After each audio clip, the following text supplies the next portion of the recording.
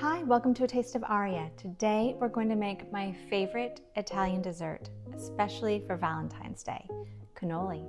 So we're going to start with 2 cups of all-purpose flour.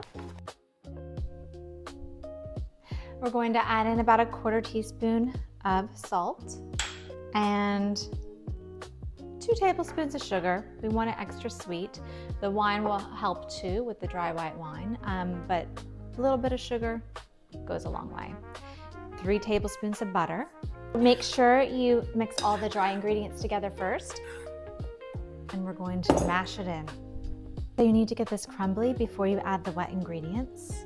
Make sure the butter evenly distributes throughout the flour and the other dry ingredients.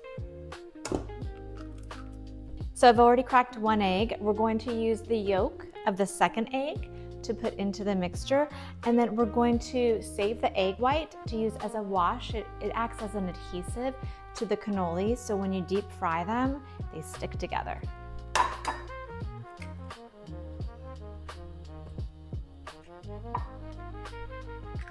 Bam! Don't forget the wine. We're going to use about 1/2 cup, but may need more depending, and that's okay. And it looks like we need a little bit more wine. And I'll finish off the bottle later. Just kidding. So we're finally at the consistency that I like for the cannoli dough. And you can see here, it's soft, a little damp, but not too wet. We're going to roll it out, and then we're going to put it in the fridge for about an hour, and then we're going to deep fry our cannoli. So I like to roll it out just a little bit, not fully, before I refrigerate it, but just to make it a bit flatter. It makes it easier, so once it's cold, it's a little bit harder to work with, and while it's warm, it's easier to manipulate. And cut to the point where I actually have already rolled out the cannoli shells to about 1/8 of an inch, and then we have rolled them around the nice cannoli tin, and we're going to use these to deep fry. One thing, do not forget, use that egg white that we set aside earlier, and make sure you brush each of them right here where they fold, so that when you deep fry them, they stay intact. You don't want them to open up because that would ruin a beautiful cannoli. So I know you're wondering how you get the cannoli shape perfect. You can actually use what you have in your refrigerator. If you don't have a cookie cutter that's 4 inches around, you can use something, a top, like this is a pickle jar top I used. Of course, I washed it first, and then you use that as a mold. You cut around it, and then you make the perfect cannoli.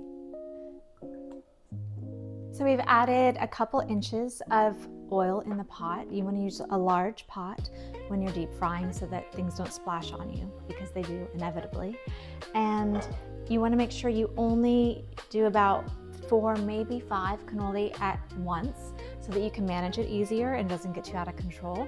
And then you also, if you don't have a thermometer at home, you want the temperature to be around 350 degrees, and you can test it by adding a little piece, and it will fry up right away. Then you know that it's ready.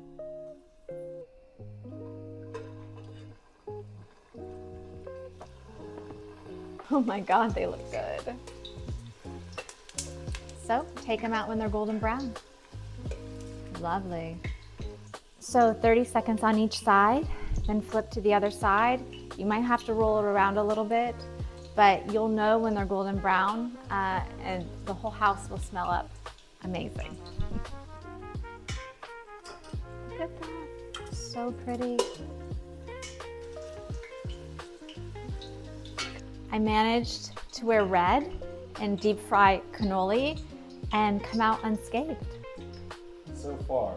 So far. You still have some to go. Hey, come on. Last one. We did it. Now they have to cool down for a while. Okay, so it's time for the filling. We're going to start with 2 cups, 16 ounces of ricotta. And you can use a cheesecloth if you need to strain it, but this one is already strained for us, so we're good. We're also going to add in about a half a cup of confectioner's sugar.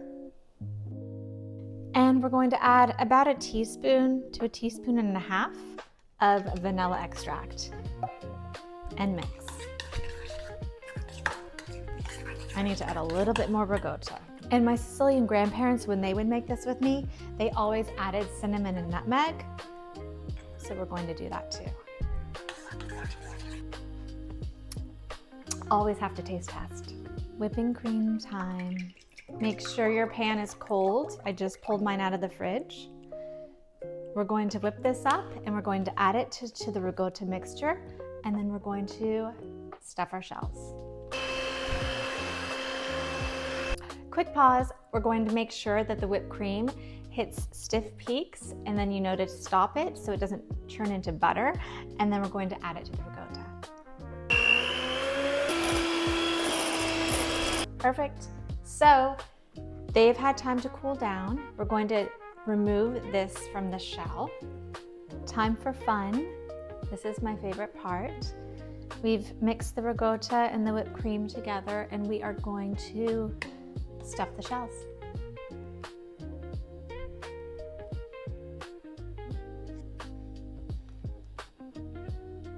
For my grandparents, they would like to mix in the chocolate into the mixture of the ricotta and the whipped cream, but I like it on the ends. To each their own, it's a personal preference.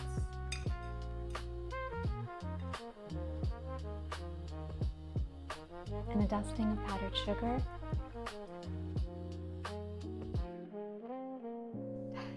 And now for the best part, the taste test.